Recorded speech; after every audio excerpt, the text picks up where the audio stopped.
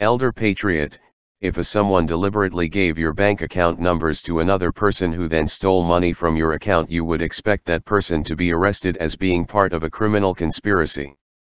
Yet that is exactly what liberal politicians are doing when they steal your tax dollars to fund the costs associated with illegal aliens and leave the debt they run up to your children.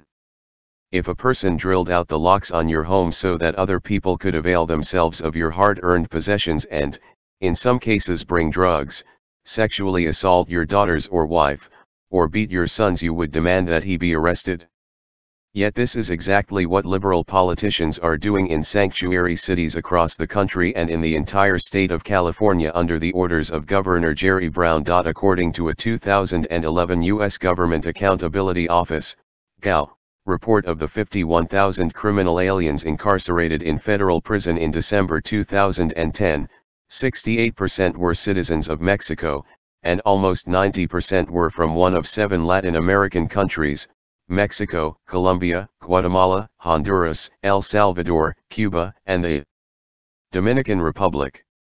It's hard to ignore the fact that illegal aliens only account for 3.5% of the U.S. population, and yet they accounted for 36.7% of federal sentences in fiscal year 2014. Admittedly, the Obama administration turned the FBI into a political tool, but Indiana 20019 before he completely destroyed its integrity. 57% of the 76 fugitive murderers most wanted by the Federal Bureau of Investigations, FBI, were foreign-born, either illegal aliens or aliens given visas. 6 times more U.S. residents are U.S. born than foreign-born, yet foreign-born residents are responsible for 4 times more terrorism convictions. Or, put another way, 13.5% of the population is responsible for 64% of terrorism convictions. But, these statistics still fail to tell the whole story, because the children of aliens who are born here and who commit crimes are considered native-born Americans when compiling these statistics. The man charged with fighting back the wave of illegal aliens that are bankrupting our hospitals, school systems, social welfare programs, police and fire departments, and prison systems, is Thomas Homan, Director of Immigration and Customs Enforcement.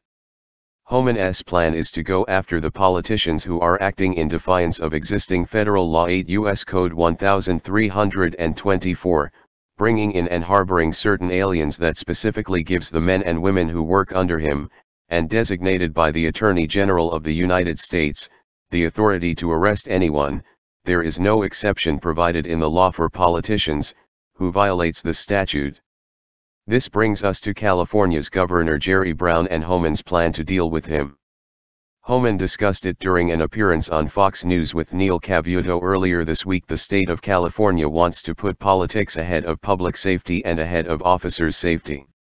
Editor's note: based on the GAO's sample of criminal aliens, they estimated that their study population of 249,000 criminal aliens was arrested about 1.7 million times, averaging about 7 arrests per criminal alien. When you release a public safety threat back into the public, it's just a foolish decision. If he, Jerry Brown, thinks he's protecting the immigrant community, he's doing quite the opposite. If he thinks ICE is going away, we're not. There's no sanctuary from federal law enforcement. As a matter of fact, we're going to significantly increase our enforcement presence in California. California better hold on tight. If the politicians in California don't want to protect their communities, then ICE will. We got to work with the Department of Justice. The Department of Justice needs to do a couple things. Number 1, they need to file charges against the sanctuary cities. Number 2, they need to hold back their funding.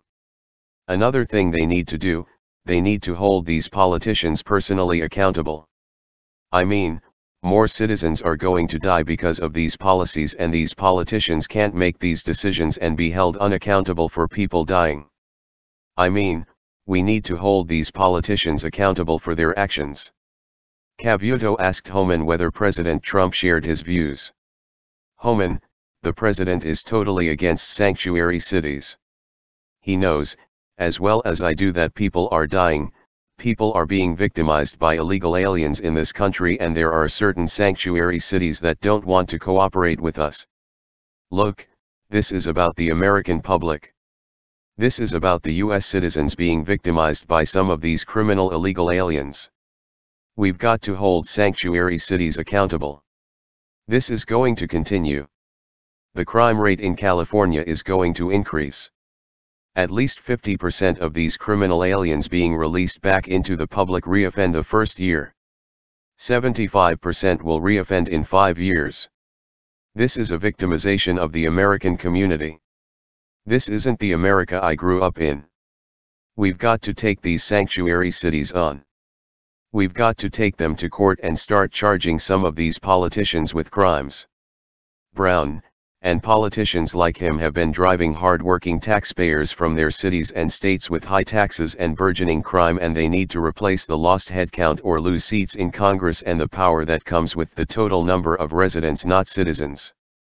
Essentially, these liberal politicians are using lax immigration enforcement to increase foreign representation in every level of government. Brown is following in the footsteps of an earlier Democrat, Alabama Governor George Wallace, who also refused to protect the citizens of his state, that time because of the color of their skin. Governor Brown is tempting fate. ICE Director Homan has the president's backing, and nothing would send a louder message to the mayors of sanctuary cities than the biggest fish of all winding up behind bars.